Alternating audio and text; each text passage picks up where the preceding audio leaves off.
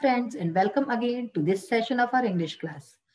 माझ्या म्हणजे मानसी बरोबर आज आपण हा चॅप्टर वाचण्याची सुरुवात करूया. चॅप्टर आपण स्टार्ट करून दिलं होतं आपल्या मागच्या सेशन मध्ये अन एपिटोम ऑफ करेज म्हणजे काय धैर्याची मूर्तिमंत रूप. याच्यात आपण स्टीफन हॉकिंग यांची कहाणी वाचत होतो. तर चला आपण यांची पुढची कहाणी वाचूया की काय झालं त्यांच्याबरोबर आणि कसं त्यांना जे आहे ते दिव्यांग झाले, काय झालं त्यांच्याबरोबर. चला वाचूया आपण अन एपिटोम ऑफ करेज. तर आतापर्यंत आपण वाचलं की कसं जे स्टीफन होते ते एक बहुत नॉर्मल ऍव्हरेज मुलगा होता आणि किशोर वय जसं आणि कोणी किशोर असतात तशाच प्रकारचे नॉटी आणि सगळे होते ते. आणि त्यांचे वडील चाहत होते की ते मेडिसिनची पढाई करे पण ते मॅथ्स शिकणं चाहत होते. त्यांना मॅथ्स मध्ये फार इंटरेस्ट होता. पण तिथे चुकी तेव्हा त्यावेळेस युनिव्हर्सिटी ऑफ ऑक्सफोर्ड मध्ये मॅथ्स हा विषय नव्हता. तर म्हणून त्यांनी फिजिक्स विषय घेतला आणि ते पढू लागले. आता याच्या पुढचं वाचू आपण. At the age of 17, Stephen started noticing that he was becoming increasingly clumsy and even fell down a couple of times for no reason. 17 वर्षाच्या वयामध्ये स्टीफननी हे नोटीस केलं, हे त्यांना कळलं अशी गोष्ट की ते जे आहे त्यांचं क्लमझीनेस वाढतोय. क्लमझी म्हणजे काय, ऑकवर्ड, इनकम्पिटंट. म्हणजे ते त्यांना काहीतरी असं विचित्रच घडतंय त्यांच्या बरोबर. And even fail down a couple of times. आणि इवन ते जे आहे दोन चारदा ते असेच पडून गेले बिना कोणत्या कारणाच्या. म्हणजे चालता फिरता आणि पडून जात होते. This perplexed him and he went to see his family doctor. तर याच्या कारणाने काय, परप्लेक्स म्हणजे फुल ऑफ डिफिकल्टी, कन्फ्युज्ड. त्यांना खूप कन्फ्युजन झालं की मी तर ठीकठाक आहे, मग मला असं का होत आहे. तर म्हणून ते आपले फॅमिली डॉक्टरकडे गेले दाखवायला. Who diagnosed him as suffering from an extremely rare disease, ALS और LOU Gehrig's disease.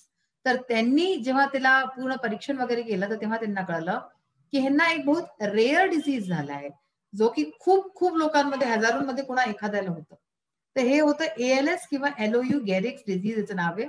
That affects the nervous system and eventually weakens all the. तर हे काय करतं, आपलं नर्वस सिस्टम असतं म्हणजे जे मेंदू असतं त्याला इफेक्ट करतं आणि eventually weakens all the muscles of the body. आणि हळूहळू करून काय होतं की आपले जितकेही मसल्स आहेत बॉडीच्या, शरीराचे जितकेही मसल्स आहेत त्यांना वीक करून देतं. Stephen says that even as a child, his muscle coordination was nothing to write home about. तर स्टीफन म्हणतात की जेव्हा ते खूप लहान होते, लहान मुलंही होते, तेव्हाही त्यांचं मसल कॉर्डिनेशन जे होतं ते काही चांगलं नव्हतं फारसं.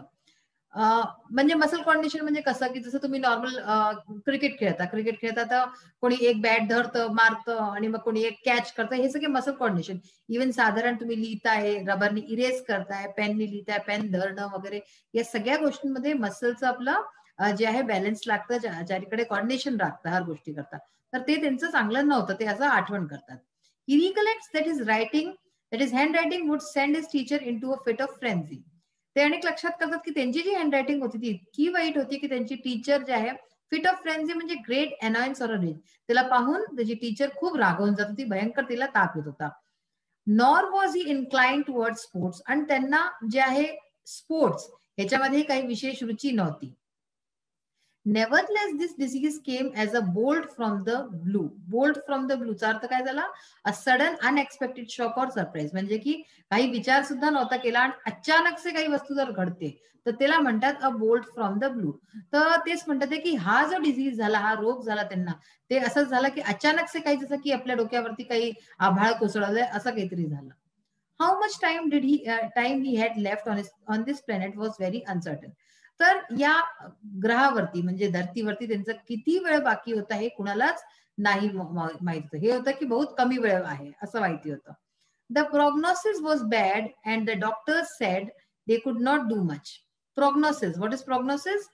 Forecast of a future health condition. म्हणजे पुढे तुमचं फ्युचरमध्ये जे आहे भविष्यामध्ये हेल्थ कशी राहिले, स्वास्थ्य कसं राहिले त्याचं फोरकास्ट करणं म्हणजे त्याची भविष्यवाणी करणं. तर ते जे प्रोग्नोसिस होतं की भविष्यात त्यांचं सेहत कशी राहिले वॉज बॅड, तर ते फार वाईट होतं. And the doctor said they could not do much. आणि डॉक्टर्सनी जबाब दिला होता, ते म्हणाले होते की आम्ही काही जास्त करू शकत नाही, ही लाईलाज बिमारी आहे. अनडॉन्टेडचा अर्थ काय, नॉट अफ्रेड ऑफ मिसफॉर्च्युन्स. म्हणजे आपल्या बरोबर काही वाईट घडेल तर ह्याचं काही भीती न करता Stephen decided to continue his research and even got engage to a Jane Wilde. तर अशा वेळेला तुम्ही सोचा की जर तुमच्या आमच्यावरती अशी वेळ पडेल तर काय होईल, आपण या तर एकदमच जिंदगीशी हारून जाऊ की अरे बापरे आता कसं, आता काही राहिलंच नाही, काही आपल्या जीवनात उरलंच नाही आणि आपण एकदम या तर रडतच राहू पूर्ण टाइम आपल्या बिमारीचं गाणं किंवा असंच होऊन जाईल आपल्या बरोबर. पण ह्यांनी काय केलं, अशा वेळेला सुद्धा Stephen decided to continue his research. त्यांनी सोचलं की मी आपला रिसर्च कंटिन्यू ठेवेन, मी याला करत राहीन. And even got engage to a Jane Wilde. आणि त्यांची याच दौरान त्यांची एंगेजमेंट झाली जेन वाईल्ड अशा नावाच्या मुलीची. Hawking says that ironic as it may sound. Hawkings म्हणतात की हे फार म्हणजे की तुम्हाला ऐकून हे हास्यास्पद वाटेल, it is at this distressful stage he began enjoying life the most. तर म्हणजे की या अवस्थेत, या ज्या माझ्या बरोबर जी अशी अवस्था होती विचित्र, अशा अवस्थेत मी एन्जॉय केलं लाईफला सगळ्यात जास्त, म्हणजे जीवनाला सगळ्यात जास्त मी याच वेळेस एन्जॉय केलं. हे ऐकायला खूप विचित्र वाटेल. This he says was because he started living life for the moment and continued his doctoral research work with renewed vigor. हे असं का झालं, तर ते म्हणतात की याचं कारण हे आहे की त्यांनी तो जो मोमेंट होता तो एक एक क्षणाला त्यांनी जीणं सुरू करून दिलं त्यावेळेपासून. आणि काय केलं त्यांनी, जो आपला डॉक्टरल रिसर्च होता, आपला जो अनुसंधान होता, त्याला सुद्धा अनेक जास्त जे आहे ना आतुरतेने अनेक जास्त आपले सगळं 100% टाकून ते करू लागले. In the meanwhile, the disease worked its way into Stephen's body and left him disabled. तर हे सगळं चाललंच होतं, त्यांचं मनोबळ फार जास्त होतं, पण त्यांचं शारीरिक अवस्था काही चांगली नव्हती. तर तो जो डिझीज होता, रोग होता, त्यांनी पूर्ण तरीक्याने अटॅक केलं होतं त्यांच्यावरती. आणि त्यांची जी बॉडी होती, त्यांचं शरीर होता, तो पूर्णतः डिसेबल होऊन गेला, म्हणजे काम नव्हता करत. He begin studying the concept of black holes. तर ब्लॅक होल्सचा कॉन्सेप्ट वाचू लागले ते. To get his PhD PhD करण्याकरता ते ब्लॅक होल्स ह्याचा कॉन्सेप्ट वाचू लागले. By this time he was confined to a wheel chair. तर आतापर्यंत या वेळेपर्यंत काय होऊन गेलं की ते व्हील चेअर पासून कन्फाइंड होऊन गेले, म्हणजे व्हील चेअर वरतीच आता त्यांचं राहायचं आणि कुठेच नव्हते राहू पावत. And was rapidly losing control of his hands and speech. आणि त्यांचा हातावरचा आणि आपल्या स्पीचवरचा जो कंट्रोल होता तो एकदम लवकर जात होता, ते नव्हता राहत. The study of black holes sparked his imagination with bright ideas. जे ब्लॅक होल्सची जे स्टडी करत होते, जे अध्ययन करत होते, त्याच्या कारणाने काय त्यांची कल्पनाशक्ती खूप वाढलेली होती आणि खूप त्यांना नवीन नवीन आयडिया येत होते. He made many epoch making statements that शुक एस्टॅब्लिश्ड थेओरीज. इपॉक मेकिंग म्हणजे काय, of great importance at a particular restricted time. म्हणजे की खूप महत्वाचं कोणत्या एक विशेष वेळेवरती, पर्टिक्युलर रिस्ट्रिक्टेड म्हणजे की सपोज 2 दिवसाचा टाइम आहे, 2 महिन्याचा टाइम आहे, एक तो टाइम लिमिट असतो, तर अशा टाइमला दिलेला असं काही खूप इम्पॉर्टंट वर्क. ठीक आहे. तर अशा टाइमला त्यांनी स्टेटमेंट्स दिले दॅट शुक एस्टॅब्लिश थेओरीज, ज्यांनी की जे एस्टॅब्लिश थेओरीज होत्या लोकांच्या, त्या एकदम वेगळ्या दृष्टिकोनाने पाहिल्या गेल्या. Scientist believe that the universe began with a big bang. तर वैज्ञानिक हे बिलीव्ह करतात, हे विश्वास करतात की जी युनिव्हर्स आहे, ब्रह्मांड आहे, ते बिग बँग बरोबर सुरू झालं. To explain this concept better, Stephen invented what is known as Lie algebra. याच कॉन्सेप्टला अनेक चांगल्या प्रकारे समजवायला त्यांनी जो आहे ली अल्जेब्रा नावाचा असा एक कॉन्सेप्ट काढला. Though confined to a wheel chair with no control over his body, save a finger and with a computer to help him express his thoughts. तर म्हणजे आतापर्यंत काय झालं होतं की त्यांच्या शरीरावरती जे आहे त्यांचा कंट्रोल बिलकुल सुटून गेलेला होता. ठीक आहे. पण बस एक त्यांचा जो बोट होता ते त्यांचं काम करत होतं. अँड विथ अ कम्प्युटर, तर बोटांनी कम्प्युटर चालवत होते ते, आणि त्याच्याचद्वारे ते जे आहे आपले थॉट्स, आपले विचार जे आहे ते विश्वापर्यंत त्यांचे पोहोचले. Doctor Hawking is an authority on profound subjects of science. तर ते एक ऑथॉरिटी म्हणून झाले की ते जे आहे विज्ञान या विषयामध्ये एक अथॉरिटी, म्हणजे खूप मोठ्या ह्याचा उच्च पातळ्याचा असतो. Numerous honorary doctorates and awards have been bestowed on him. तर म्हणजे असे अनगिनत जे आहे त्यांना अवॉर्ड मिळाले, डॉक्टरेट्स मिळाले. बिस्टोड ऑन हिम म्हणजे ग्रांटेड एज अन ऑनर, म्हणजे की त्यांचा सन्मान केला गेला, अशा प्रकारे खूप अनगिनत त्यांना अवॉर्ड्स वगैरे जे आहे डॉक्टरेट्स दोन. He is a fellow of the royal society and a member of the US national academy. तर ते जे आहे अकॅडमी ऑफ सायन्सेस, तर त्यांना अशा प्रकारे हे सगळे पण जे आहे फेलो मिळालं, फेलो ऑफ रॉयल सोसायटी झाले आणि मेंबर झाले US national academy of sciences मध्ये. In spite of being considered Einstein's equal in intelligence, Dr. Hawking is a very humble man. त्यांची तुलना जी आहे ती आईन्स्टाईनशी केली जात होती, पण तरी सुद्धा ते फार हंबल मॅन होते, म्हणजे बहुत जास्त ग्राउंड टू अर्थ होते. A simple down to earth man, down to earth होते. He has authored many books, खूप पुस्तकं लिहिल्या. Dealing with his awesome ideas, त्यांचे जितकेही आयडियाज होते, खूप नवीन नवीन आयडिया, जितकेही खूप जे जगाला नवीन वेगळे वाटे असे. Keeping a layman in mind, layman म्हणजे काय, की अशा व्यक्ती की जो कशामध्ये कोणता स्किल्ड नसतो, एकदम साधारण व्यक्ती. His writing is full of wit and humour, तर त्यांच्या रायटिंग मध्ये तुम्ही कधी जर पाहिले तर विट अँड ह्युमर असं तुम्हाला कॉमिक, एक कॉमेडीची पुट वाटेल.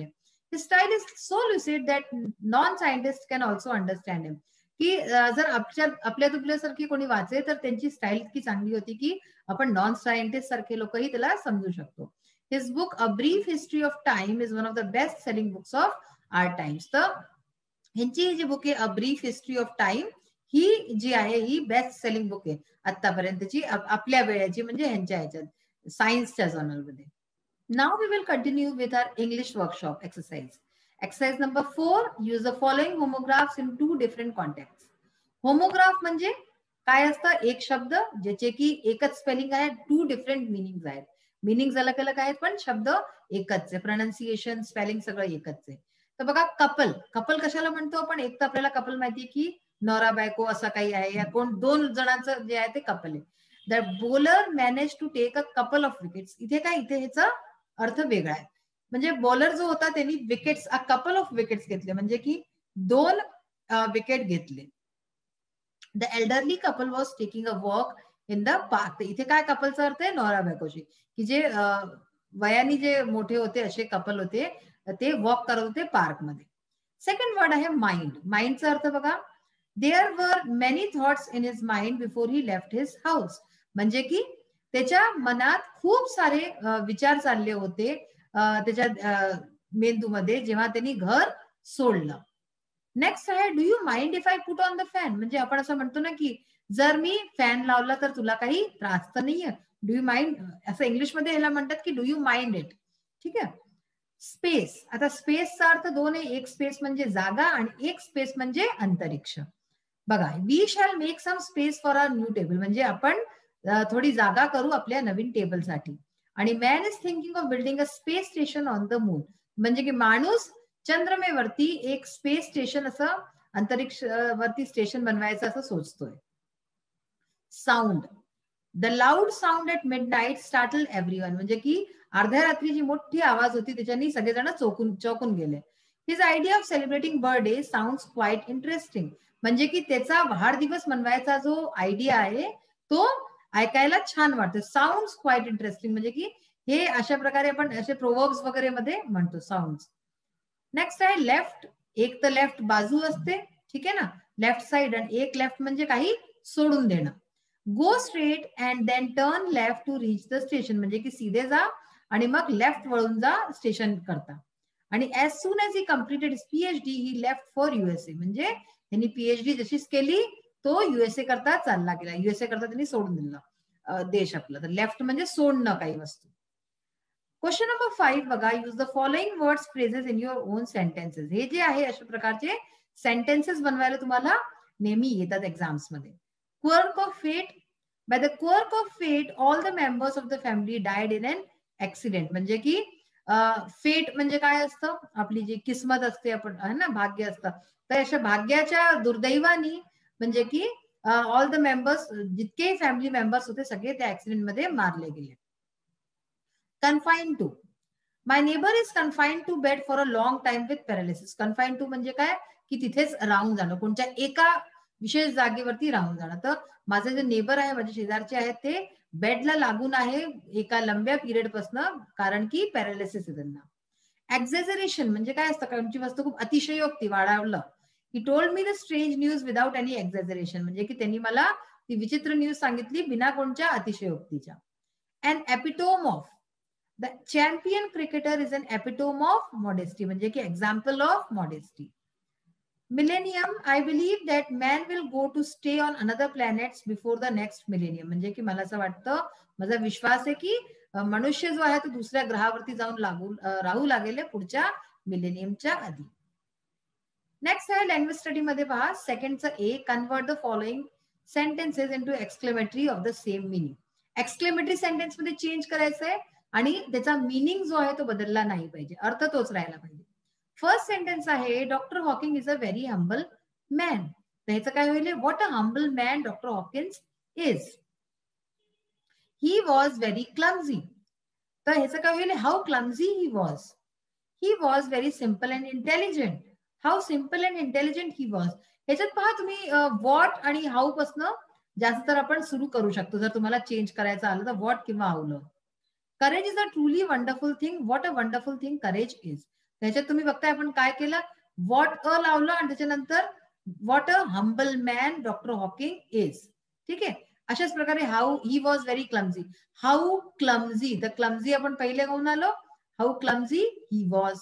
हे व्हेरी आणि असे सगळे शब्द आपण हटवून देतो. व्हेरी व्हेरी सगळ्यात याच्यात ते पण हटवून दिले. अशाच प्रकारे how simple and intelligent he was. तर पुढचं आधी जे आहे ना मागचं नंतर अशा प्रकारचं आपण त्याच्यात करतोय. पहा तुम्ही. Courage is a truly wonderful thing. What a wonderful thing courage is. त्याच्यात आपण ट्रुली हे हटवून दिलं. तर असे जे ट्रुली व्हेरी हे सगळे शब्द जे आहेत ते हटवून आपण ह्याचा जे आहे बनवू शकतो असे सेंटेन्स. तर आज जे आहे आपण डॉक्टर हॉकिंगच्या बाबतीत अनेक काही वाचलं की कसे त्यांनी किती करेज दाखवलं आणि अशा अवस्थेतही ते अनेक पुढून पुढे वाढत चालले. त्यांनी आपली शारीरिक जी अवस्था होती त्याला जे आहे साईडला ठेवून आणि आपल्या जे आहे त्यांना जे करायचं होतं ते त्यांनी करून दाखवलं. अजून किती अवॉर्ड्स मिळाले त्यांना हे सगळं आज पाहिलं. त्यांची मोटिवेटिंग स्टोरी आहे जी. त्याच्याच बरोबर आज आपण लँग्वेज स्टडीचा पार्ट पाहिला जो की बहुत तुमचा इम्पॉर्टंट आहे. आजचं सेशन आपला इथेच फिनिश होतो. नेक्स्ट सेशन मध्ये परत भेटूया. Till then bye. Have a nice day. Thank you.